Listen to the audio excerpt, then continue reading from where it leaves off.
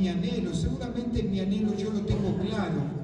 Sé cuáles son mis anhelos, mis deseos, mis ganas, mis voluntades.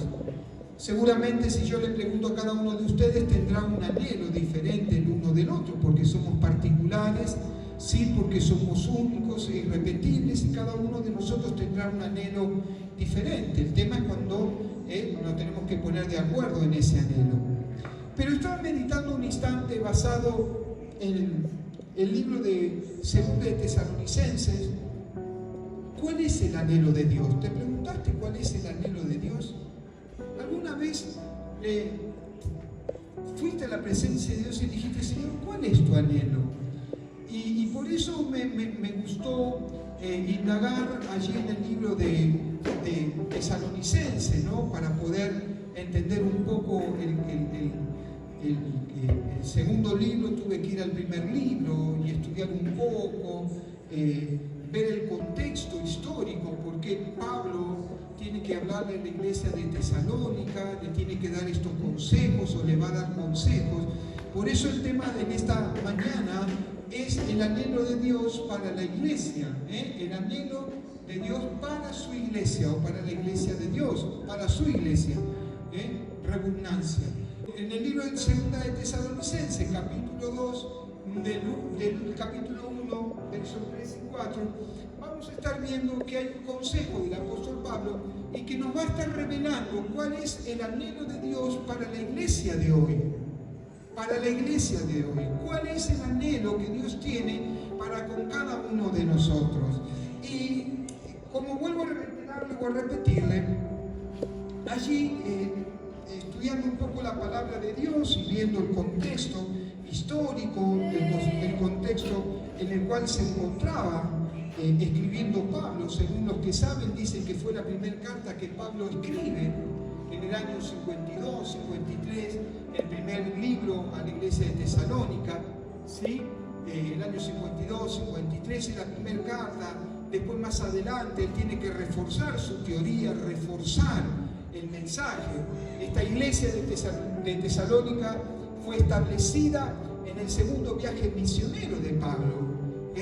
Pablo, según dicen los que saben, estuvo por 3 semanas predicando el Evangelio, estableciendo la iglesia en Tesalónica, una iglesia nueva, una iglesia realmente dentro de un centro cultural poderoso, fuerte. Y cuando Pablo le escribe a la iglesia en Tesalónica, le escribe a un pueblo que recién había comenzado a caminar, a un pueblo que recién él estuvo ministrando por casi 21 días, entregándole doctrina a la iglesia, enseñándoles, pero en realidad era una iglesia nueva. Y usted sabe que cuando hay una iglesia nueva o cuando hay miembros nuevos, seguramente a usted le pasó, o le pasará, o le va a pasar, que cuando usted comienza a experimentar la nueva vida en Cristo, a sabiendas de que nos dicen que todo se va a acabar, que ya no va a haber más problemas, venga Jesús, que se le acaban las dificultades. Eso es lo que a mí me dijeron, ¿no? Cuando recibí a Cristo, venga Cristo, que se le acabaron los problemas. Y yo, viste, tengo que ser sincero, vine a Cristo y comenzaron, ¿no? a venir, porque empecé a tener lucha conmigo mismo, lucha con el sistema y lucha con el enemigo. O sea que se me triplicó la lucha, ¿sí o no? Y lo mismo le pasó a la iglesia de Tesalónica. La iglesia de Tesalónica comenzó a ser perseguida, la iglesia de Tesalónica comenzó a vivir momentos difíciles, momentos donde comenzaron a perseguir a los miembros de esta iglesia. Tuvieron persecuciones graves, muy fuertes, hasta el grado de que Pablo tiene que orientarlos y enseñarles cuál es el anhelo de Dios para la vida de ellos o para la iglesia de hoy. Libro de 2 de Tesalonicenses, capítulo 1, verso 3. Dice así la palabra del Señor: debemos siempre dar gracias a Dios por ustedes, hermanos, como es digno, por cuanto vuestra fe va creciendo. Eran las noticias que Pablo estaba recibiendo, y estaba recibiendo que la fe de aquellos que estaban en Tesalónica iba creciendo. Dice, y el amor de todos y a cada uno de ustedes o de vosotros nosotros abunda para con los demás. Verso 4 nos dice, por tanto que nosotros mismos nos gloriamos de ustedes en las iglesias de Dios, por vuestra paciencia y fe en todas vuestras persecuciones y tribulaciones que soportáis. Segunda carta del apóstol Pablo hablando a la iglesia. Yo digo, ¿cuál es el anhelo de Dios para la iglesia de hoy? ¿Cuál es el anhelo que Dios tiene para mi vida? En el contexto histórico, ustedes saben que, viste que las telenovelas colombianas, mexicanas, dicen que es todo pura coincidencia, ¿no? Y yo creo que en la palabra no hay coincidencia, sino que la palabra es viva y es eficaz, y la palabra nos trae al recordatorio de lo que ha sucedido, pero también lo que va a suceder. ¿Amén? ¿Cuántos saben que Jesús viene pronto? Y ese era el gran problema de la iglesia de Tesalónica. En la iglesia de Tesalónica, usted sabe que estudiándola un poquito, dice que comenzaron en un momento a preocuparse, porque ellos pensaban de que ya el Señor había venido a llevarse a su iglesia, ¿sí? Y que ellos estaban pasando la gran tribulación por las tribulaciones que estaban viviendo. ¿Sí? Ellos estaban preocupados realmente por el futuro, ellos estaban preocupados por lo que vendría, ellos estaban realmente ansiosos por ver los hechos y acontecimientos que iban a comenzar a sucederse. Para colmo, un sabandija, que no sabemos quién, pero parece, dicen los comentaristas, que hubo alguien que promulgó una carta del apóstol Pablo, ¿no? Y que se filtró en la iglesia de Tesalónica. Y en esa carta trajo confusión al pueblo. Y el pueblo, en vez de estar viendo las cosas del presente, comenzaron, hermanos, a ver las cosas del futuro. Su preocupación estaba tanto en el futuro que se estaban olvidando de vivir el presente. Amén. Por eso yo quiero ministrarle en esta mañana ciertamente 3 puntos más interesantes que por lo menos para mi vida han sido de bendición. Lo primero que anhela Dios para cada uno de nosotros y para la iglesia de hoy es que nuestra fe crezca. Dios quiere que tu fe crezca. Dios no quiere que realmente te quedes con la fe que experimentaste hace 20 años atrás, 10 años atrás, 40 años atrás, porque ¿qué fe tenías cuando recibiste a Cristo? ¿Te acordás de esa fe? ¿Te acordás de esa fe? Por lo menos yo cada tanto me acuerdo de esa fe primera, esa fe que creía en todo, esa fe que cuando íbamos al supermercado le decíamos al Señor, Señor, hacenos rendir el dinero. Señor, mostranos y guíanos qué mercadería comprar. Y Dios me respondía. Esa fe que el Señor me decía, mira Gustavo, yo me acuerdo una vuelta, teníamos que ir a predicar a un anexo, estaba recién haciendo mis primeras armas en predicar, y el Señor me invita y me dice, tenés que ir a predicar a tal lado y tal lado. Eran los hermanos Rosales, ¿te acordás, mami? A la iglesia de los hermanos Rosales. No era una iglesia, era un localcito de 2x2. Y yo me acuerdo que entró una persona por primera vez, ¿no? Y yo estaba predicando mis primeras, pero sentí la voz de parte del Señor que Él me decía, decile esto y lo otro. Y yo le creía a Dios, aún siendo pequeño, ignorando muchas cosas del Señor. Y me acuerdo que ese hombre cayó compungido de rodillas, quebrado, porque no era uno quien le hablaba, sino que era Dios quien le hablaba. ¿Te acordás de esa primera fe? ¿Te acordás de esa fe que le creía todo a Dios? La voluntad de Dios para este tiempo, iglesia, es que no detengas tu crecimiento en la fe, sino que es necesario que sigamos creciendo en la fe. Dice allí la palabra de Dios que hay tiempos difíciles sobre la humanidad. ¿Cuántos saben que vienen tiempos difíciles sobre la humanidad? ¿Los estamos viviendo o no? ¿Sí o no? ¿O solamente yo cuando prendo el televisor televisor, cuando miro las noticias, que ya cada vez que ya le digo a mi esposa, digo, ya no sé qué cosa hacer, porque mirás deporte y hay corrupción, mirás esto y hay problemas, mirás, es un tema, ya no podés ni siquiera mirar televisión, porque tu espíritu, tu corazón se llena de cosas negativas, adversas, problemas, crisis en el mundo, ¿sí o no? Y eso nos está mostrando, nos está dando una pauta de las señales de lo que está sucediendo. Un mundo sacudido por la violencia, un mundo sacudido por violencia moral, ¿sí o no? Crisis moral, y el moral está existiendo. Yo me acuerdo antes de las 10 de la noche, algunos se zarpaban y decían algunas que otras palabrotas, ¿se acuerdan?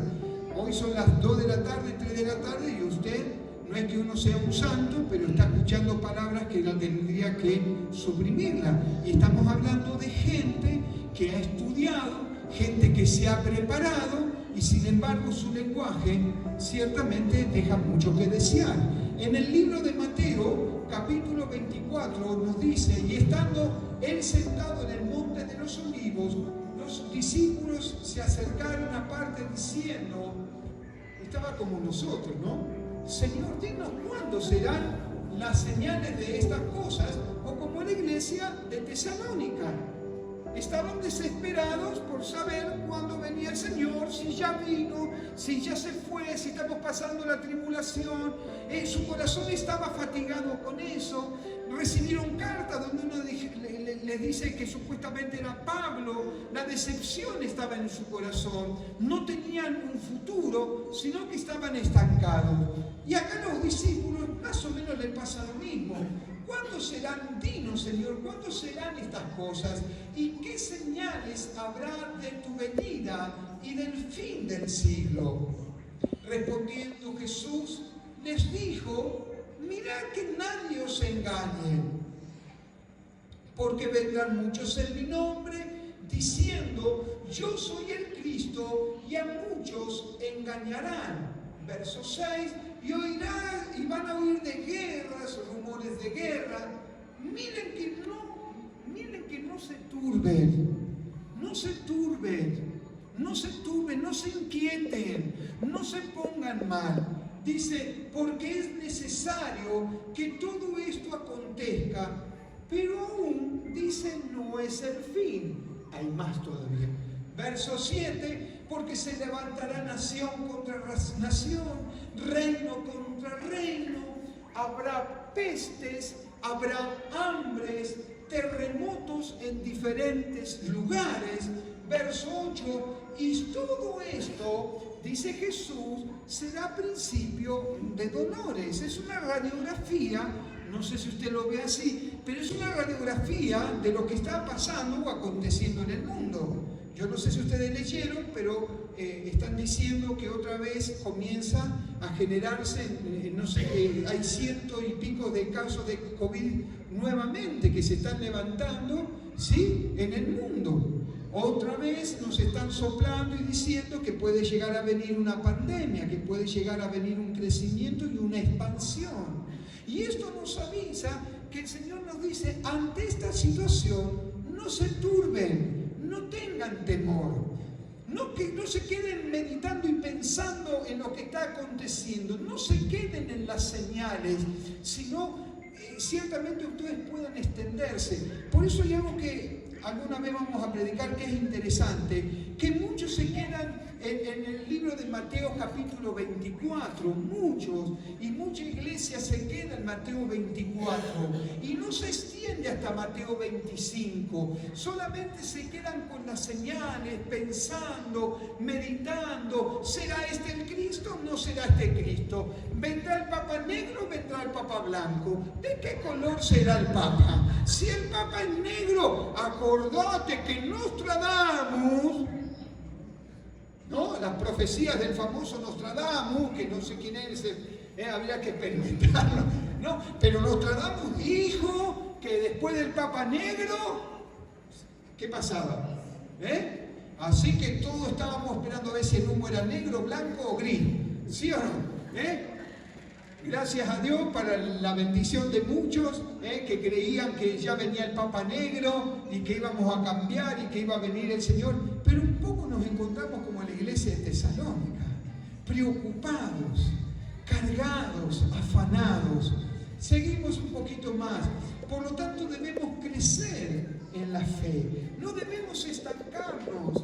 No debemos estancarnos en sentir que no podemos avanzar, en sentir... Yo recuerdo esta palabra, y un poco el Señor me traía a la memoria. Esto pasó, hará 20 años atrás, pasó exactamente lo mismo. Más o menos 20, 25, 30 años atrás pasó lo mismo. Y pasó que muchos decían, ya viene el Señor, ya viene el Señor, ya viene el Señor, ya viene el Señor, las señales están. Y yo recuerdo que en esa época muchos jóvenes dejaron de estudiar, muchas madres dejaron de enviar a sus hijos a la escuela, muchos jóvenes dejaron de extenderse, de crecer, de multiplicarse por el temor de que el Señor viniera ya a buscarlos. Se despreocuparon de todo, ya están todas las señales y pasaron 30 años y estamos muchas veces como la iglesia de Tesalónica. Señor, mostrarnos las señales. Señor, estamos viviendo las persecuciones. Nosotros, gracias a Dios, tenemos una tierra que tenemos libertad para predicar a Jesús. Pero usted vaya ciertamente a los países donde no se puede predicar el Evangelio.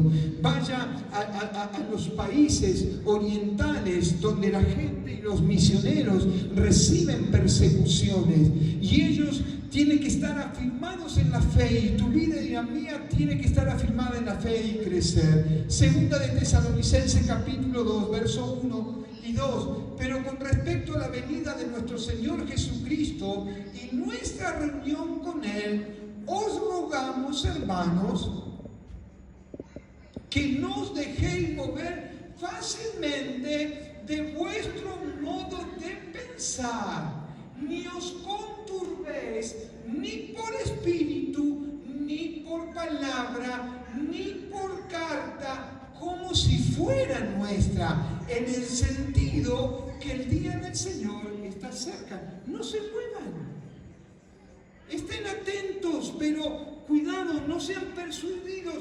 Y yo busqué la palabra, a ver si lo puedo encontrar, la palabra conturbéis, y me gustó, aunque no la puse ahí porque ya puse muchachos, se iban a alterar, pero la palabra conturbar significa alterar, inquietar a alguien, causar intranquilidad en su ánimo. Por eso Pablo dice, no os conturbéis, no se conturban en espíritu, no se inquieten, no se sientan alterados, sino que tengan cuidado. Seguimos avanzando, por favor. Y la palabra es, Él quiere que estemos preparados. ¿Cuántos saben que el Señor quiere que estemos preparados? ¿Estás preparado? Dice la palabra de Dios en el libro de Mateo 24, 44. Allí dice, por tanto también vosotros estáis preparados, porque el Hijo del Hombre vendrá a la hora que no penséis. Y para saber cuándo va a venir, yo debo estar preparado o alistado, porque yo no sé el día que el Señor va a venir. ¿Alguien lo sabe? Ahí tenemos uno famoso que tuvo que arrepentirse hace un par de meses atrás, porque había dicho que el Señor en el 2025 vendría, y pasó el 2025, estamos a día 6 y el Señor todavía no vino, y tuvo que pedir públicamente perdón porque le había errado a los números. Pero los días ninguno de nosotros lo puede saber. Lo que sí yo creo, y esto es personal, por favor, lo que sí creo que el Espíritu da testimonio a nuestro espíritu. Yo creo que sí vamos a estar preparados. Por eso el Señor dice, prepárense. Cuando uno se prepara para correr una carrera, no se pone un saco pesado, no se pone pantalones largos. ¿Sí o no? Cuando uno va a correr una carrera, cuando uno se prepara para una ocasión o situación, se pone, o correr una carrera, se pone zapatillas adecuadas, pantalón adecuado, remera adecuada. Eso significa, o estoy dando una expectativa de que estoy preparándome para poder correr. ¿Cuántos están de acuerdo en esto? Entonces la iglesia tiene que comenzar a dar vestigios. Tu vida y mi vida tienen que dar vestigios de que estamos preparados para que un día, cuando venga Jesús, nos encuentre allí en las nubes. ¿Cuántos dicen amén? ¿Te pusiste la zapatilla? ¿Pantaloncito corto? ¿Remera para correr? Porque la Biblia dice que tenemos esta carrera que tenemos por delante y hay que correrla. Amén. Así que estate preparado en el nombre del Señor. Pase lo que pase, dice, tengamos nuestra fe en el Señor. Salmo 121 dice, alzaré mis ojos a los montes, de donde vendrá mi socorro, mi socorro. ¿Se acuerdan? El salmista supo decirnos esto: alzaré mis ojos a los montes, ¿de dónde vendrá mi socorro? Mi socorro viene del Señor que hizo los cielos y la tierra. Amén. ¿De dónde viene tu socorro? ¿De dónde viene tu fortaleza? ¿De dónde viene tu fuerza? Subite al monte y comenzá a recitar: alzaré mis ojos a los montes, ¿de dónde vendrá mi socorro? Yo no sé de dónde viene tu socorro, pero mi socorro viene del Señor que hizo los cielos y la tierra. Si alguien está de acuerdo, dé un grito de júbilo. ¡Aleluya! ¿Cómo podemos crecer en la fe? ¿Cómo crecer en la fe? Viste que la fe dice que todos tenemos un grado de medida en la fe. A mí me gustaría ir al surtidor y decirle: cárgueme de fe. ¿Sí o no? ¿Sí o no? ¿Cómo hacer para crecer en la fe? Y tenemos libro de Romanos capítulo 10, verso 17, que nos dice: así que la fe es por el oír, y el oír por la palabra de Dios. Cuando nos congregamos y recibimos palabra de parte de Dios, es ahí cuando es alimentada nuestra fe. Cuando mi hermana daba testimonio de lo que Dios había hecho en su vida, de cómo Dios había actuado, a mí eso me ayudó a crecer en la fe. Cuando yo escucho el testimonio de un hermano que estaba en una situación de crisis y él comienza a decirme que la mano de Dios ha sido sobre él, que Dios lo ha sacado del pozo, que Dios lo ha quitado de las adicciones, que Dios ha hecho maravillas y milagros, eso a mí me inunda de fe y me anima a seguir anunciando y predicando el Evangelio de Jesús. Por eso es importante que la fe viene con el oír, y el oír de la palabra de Dios. ¿Querés crecer más? Alguien dijo: pastor, yo quiero una palabra profética. Y yo le decía: ¿querés una palabra profética certera? Sí, pastor, estoy en necesidad, mi vida es una situación muy difícil y necesito una palabra de parte de Dios. Y yo le digo: ¿querés una palabra certera? Comenzá a leer la Biblia en voz alta, porque es la palabra profética más segura para tu vida. Amén. ¿Querés crecer en la fe? Oí la palabra de Dios, escuchala y hacela. Seguimos, Hebreo nos dice cómo crecer en la fe, no dejando de congregarnos como algunos tienen por costumbre, sino exhortándonos. Me gustó esto: exhortá a tu hermano, no decaigas, no te desanimes. Si ves un hermano que no está firme, si ves un hermano que no ha venido, exhortalo, animalo, porque es la necesidad de congregarnos. Dice Hebreos sino que exhortándonos, y tanto más cuando ves que aquel día se acerca. ¿Cuántos saben que ese día se acerca? Ese día se acerca. Anima a tu hermano que no se quede. Anima a tu hermano que siga adelante. Anima a tu hermano para que no se detenga, porque Cristo viene en breve a buscar a la iglesia. Punto 2, para ir rapidito. Punto 2, Dios anhela que el amor en su iglesia abunde. Abunde. ¿Sabes que cuando estaba armando este bosquejo, vos sabés que yo soy viejo y yo, Andrés cumplió años y me dijo cuántos años cumple? Yo le creo al hermano, yo le creo, pero parece que el único que cumple años es el pastor. ¿Viste?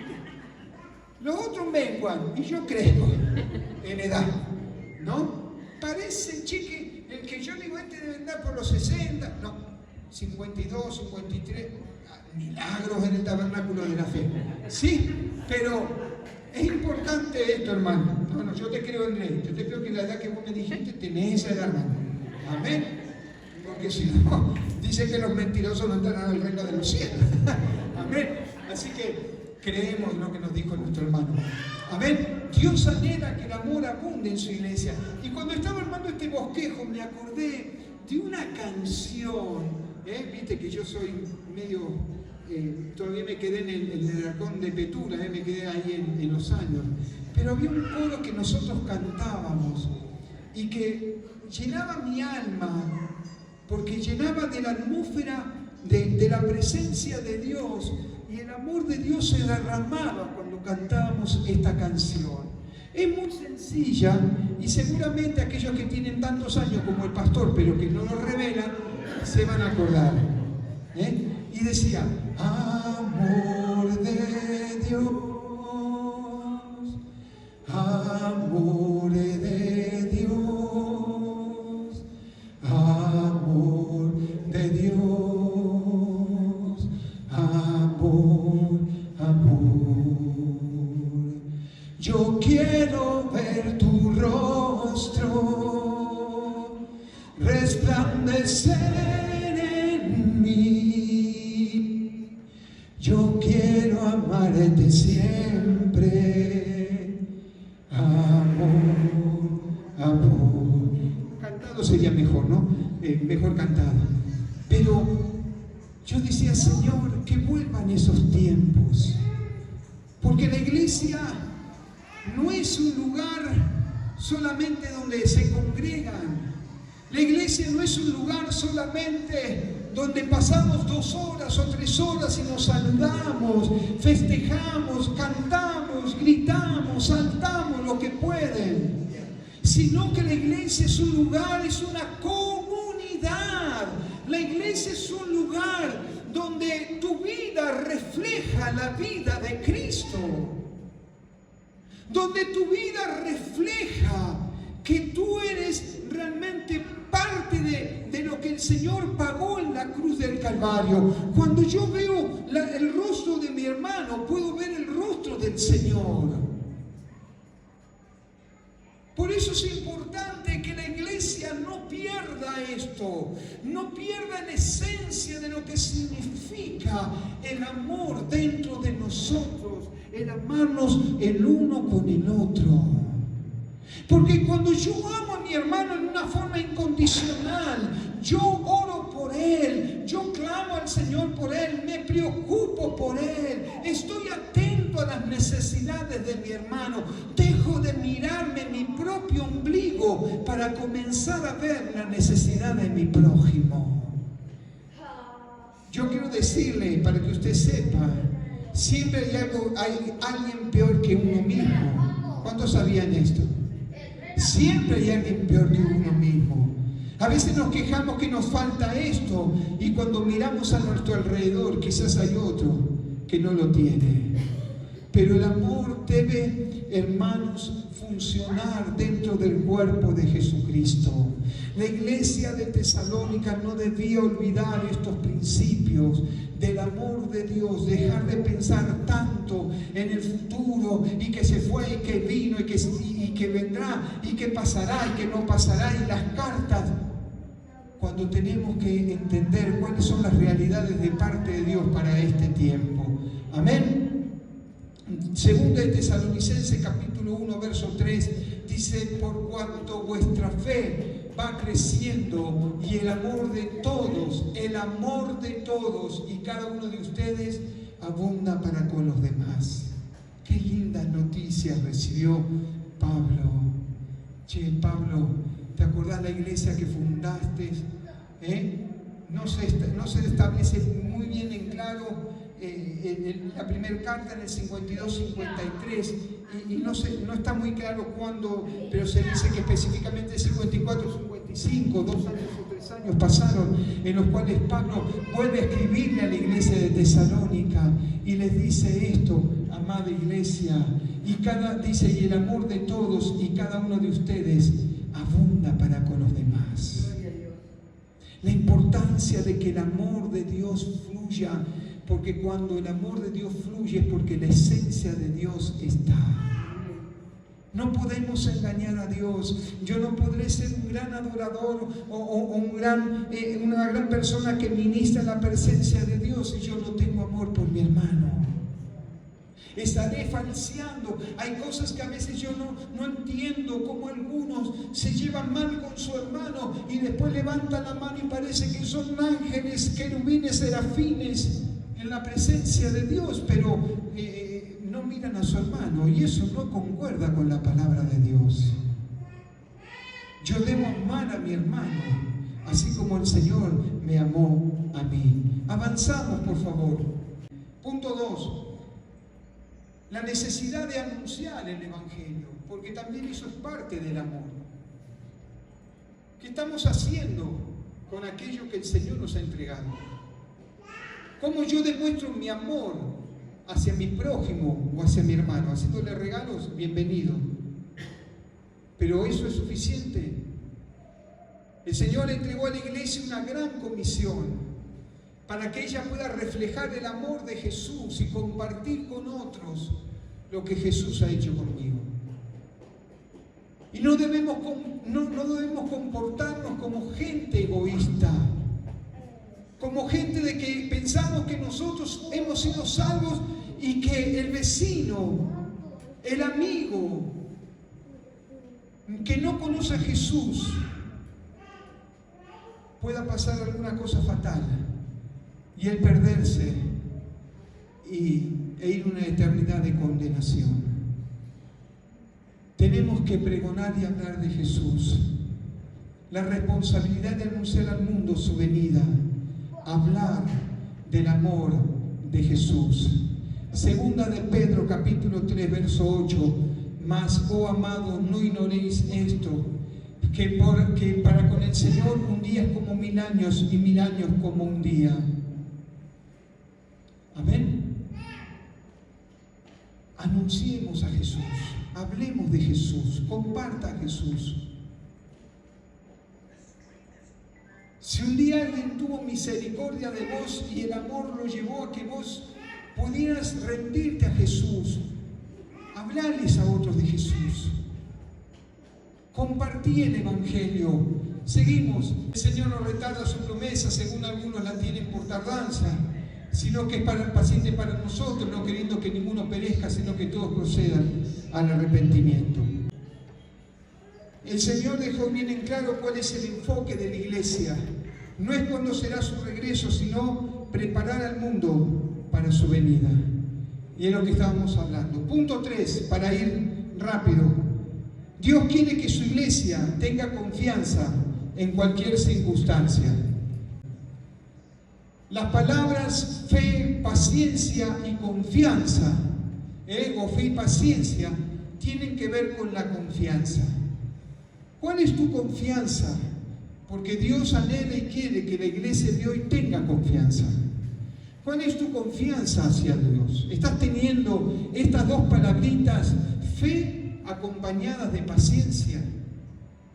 Porque esto es aquello que nos ayuda ciertamente a que nosotros podamos tener esa seguridad.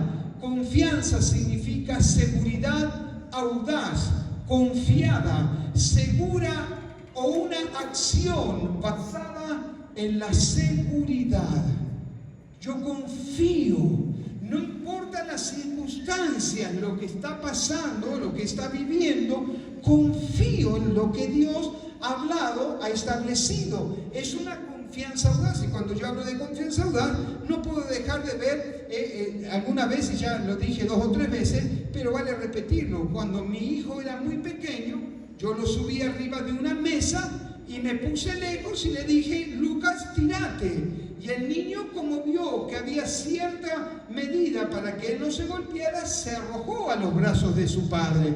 Pero después quise ver cuánto él creía a su padre. Así que lo puse en la mesa, me corrí 1 metrito para atrás y el chico comenzó a mirar y no le cerraban los números. Pero tuvo confianza a su padre, se arrojó a los brazos y su padre lo recogió. La confianza tiene que ver con la fe, pero también tiene que ver con la paciencia. Libro de Proverbios, por favor, capítulo 3. Dice: fíate de Jehová de todo tu corazón y no te apoyes en tu propia, ¿qué cosa? Prudencia. No confíes en ti mismo, poné tu confianza en el Señor.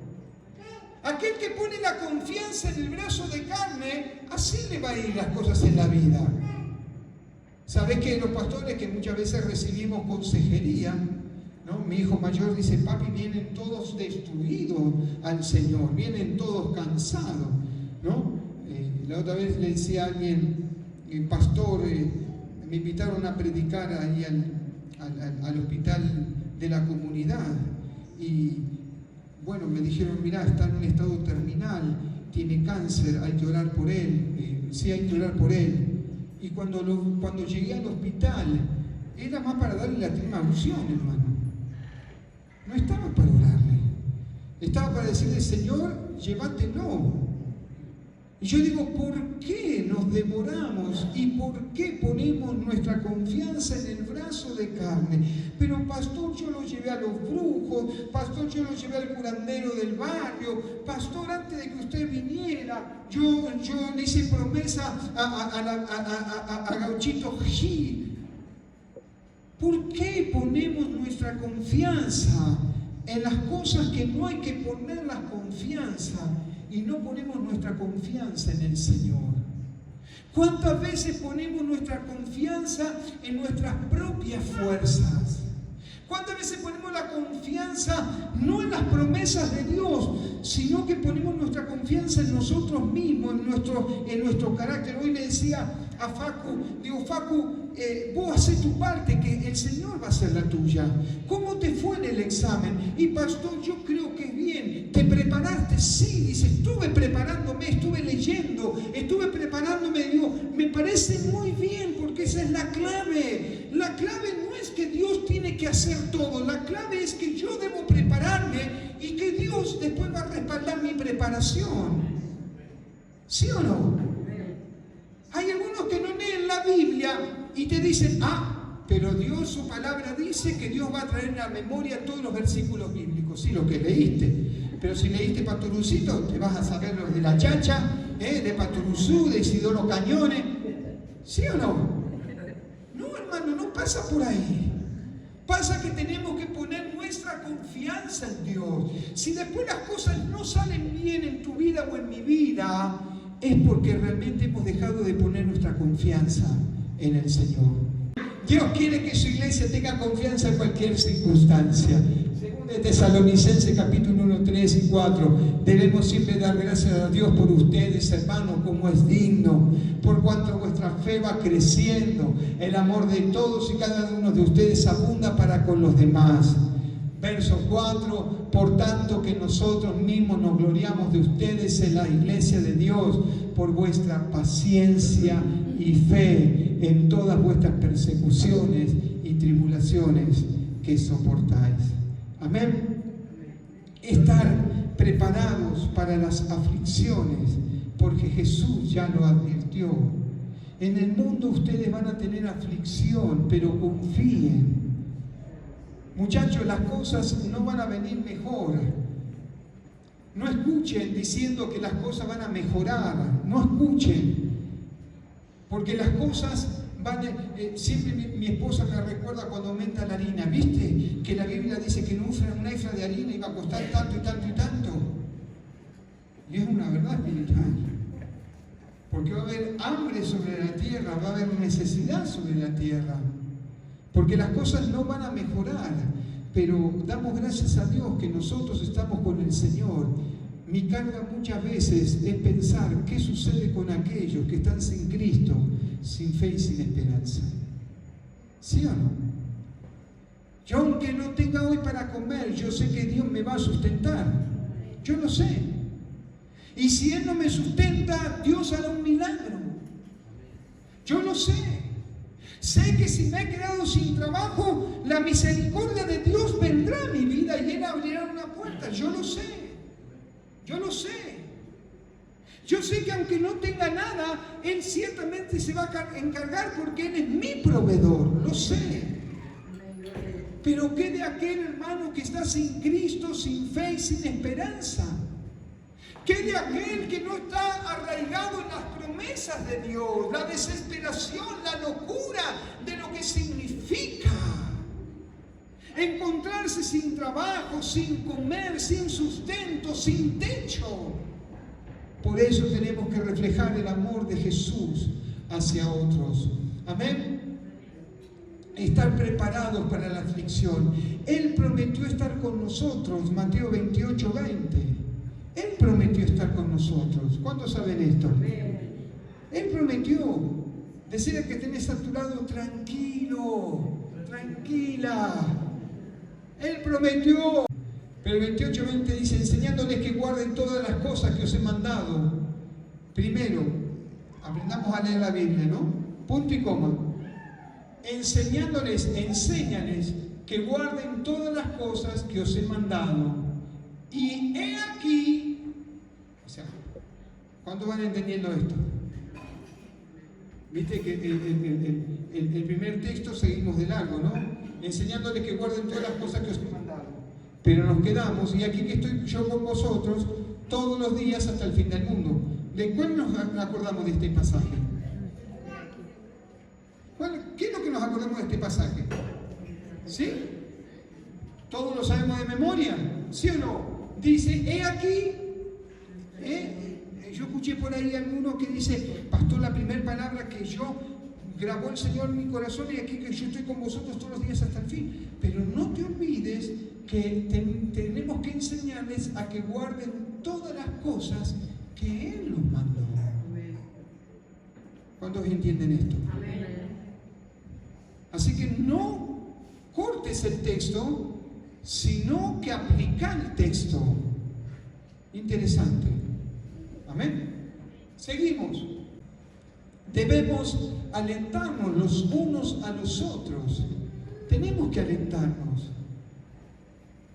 Dice que hay una gran carrera y hay una gran nube. Hebreos, ¿de qué? De testigos. Una gran nube de testigos.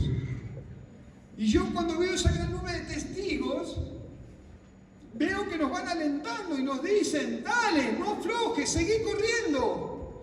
Dale, seguí, no aflojes. Y es lo que tiene que hacer la iglesia en el tiempo de hoy. Alentarnos los unos a los otros, no bajes los brazos, no te detengas. Es lo que Dios está pidiendo a la iglesia de hoy, hermano.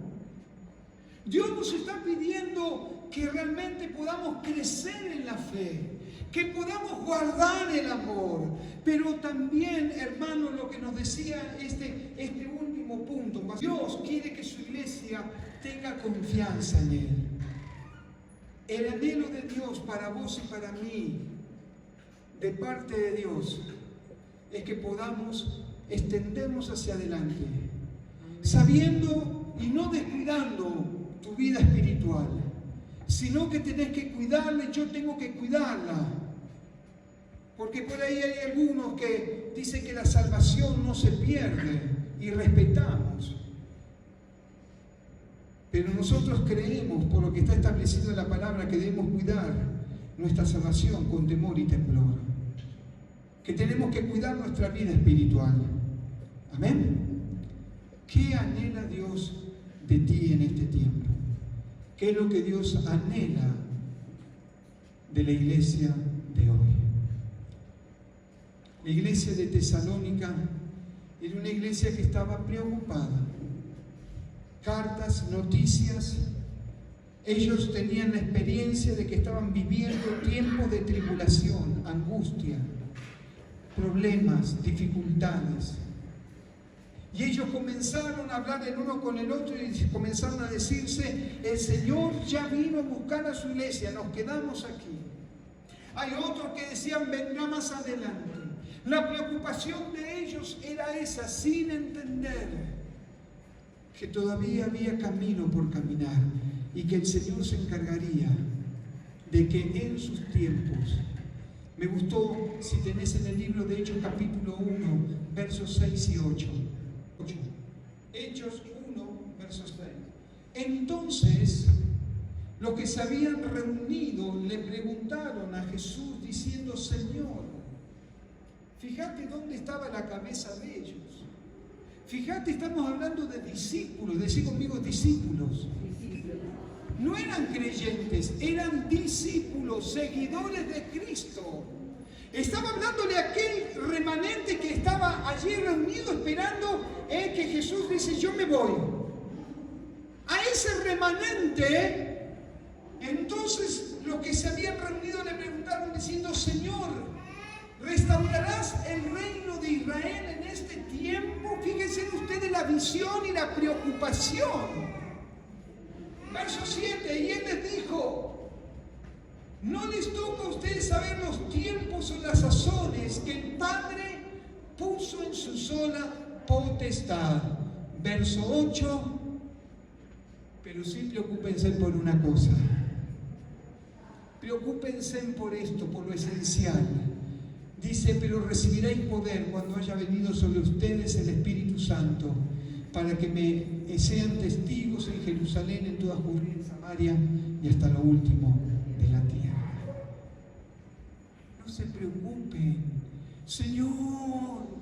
Hay algunos que agarran la calculadora, sacan que en la década de los 45 años, que en los 90, y sacan cuenta, y viene y no viene, y está por tardanza. Jesús le dijo: no se preocupen por eso. Ya va a venir el tiempo, ya va a venir el momento. Ustedes sigan viviendo una vida realmente plena en el Señor. Antes bien preocúpense para estar preparados y estar llenos del Espíritu Santo. La pregunta es en esta mañana: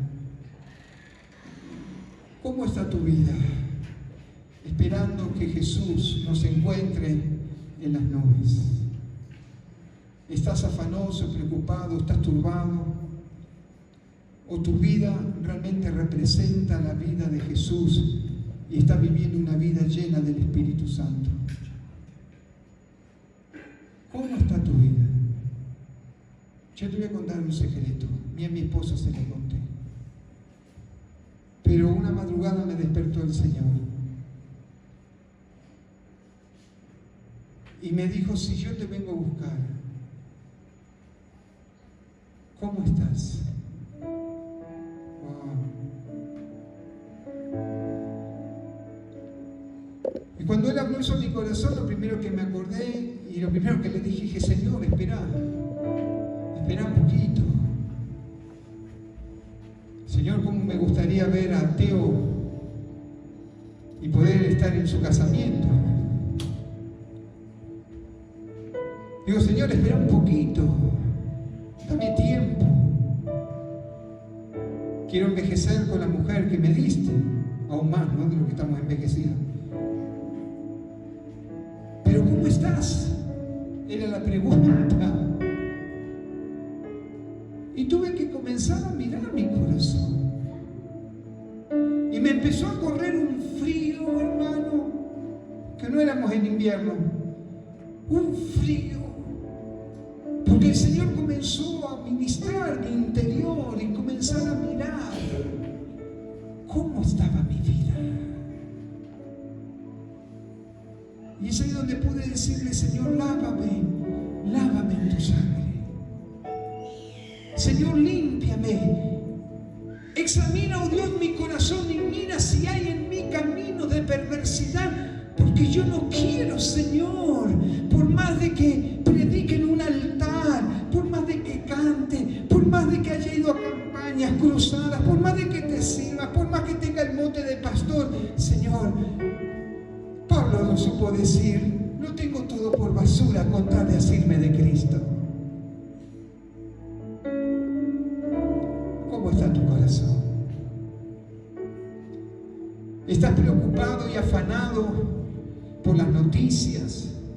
¿Estás preocupado o afanado por lo que sucede? ¿Por los falsos cristos que se levantan? ¿Por las falsas doctrinas que vienen? ¿O estás preocupado por tu propia vida? Que un día la vas a tener y yo voy a tener que presentarla delante del Señor. Te invito a que cierres tus ojos y medites un instante sobre esta palabra.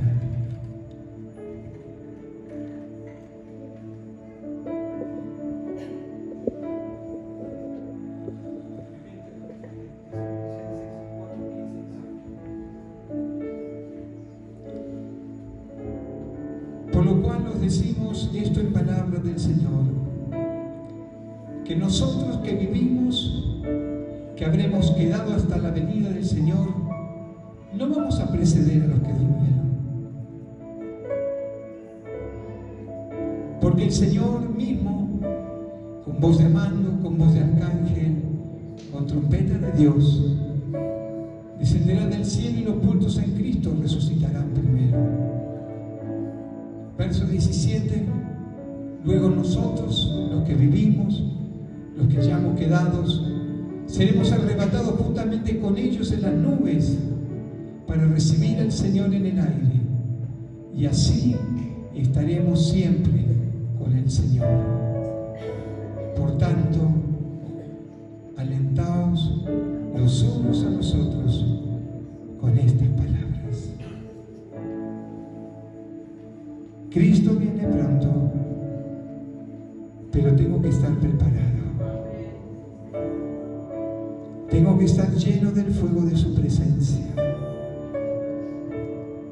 Mi copa tiene que tener el aceite para que cuando Él retorne, mi lámpara esté encendida. Para que no tenga que esconderme en medio de la noche como alguna vez lo hizo,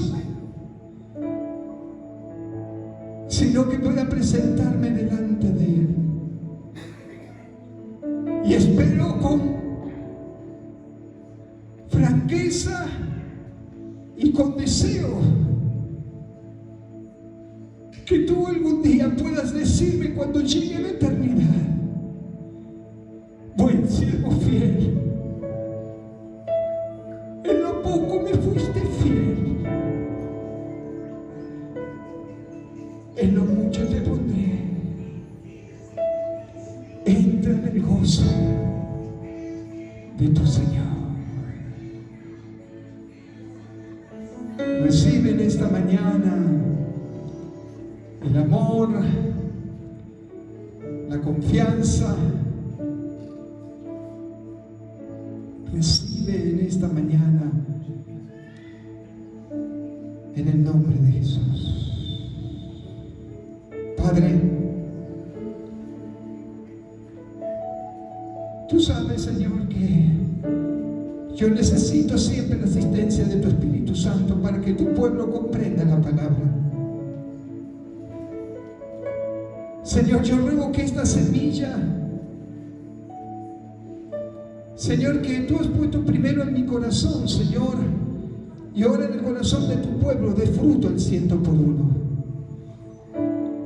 Ayúdanos, Señor, a guardar ese vínculo perfecto que es el amor en medio de nosotros.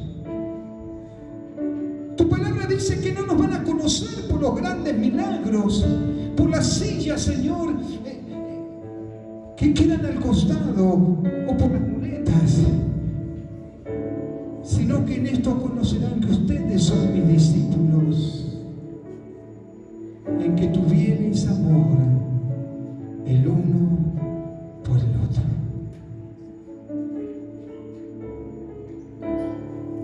Señor, hace rato que vengo orando y pidiéndote esto. Danos un bautismo de amor, Señor. Que el amor genuino, el amor de Jesús brote de nuestro interior, el sincero, no el ficticio. Que ese amor, Señor, se derrame en medio de tu pueblo, para que podamos amarnos los unos a los otros como tú nos amaste primero. Señor, ayúdanos a crecer en la fe, a no ser nepios espirituales, sino a crecer, Señor. A no dejar que otros hagan lo que tú me dijiste que yo tenga que hacer por mi falta de fe. Señor, ayúdanos a crecer más en la fe. Porque entonces le diremos a este monte, monte, córrete. Y ese monte se va a trasladar. Yo lo creo. Si tu palabra lo dice, yo lo creo. Reciba, hermano, en el nombre de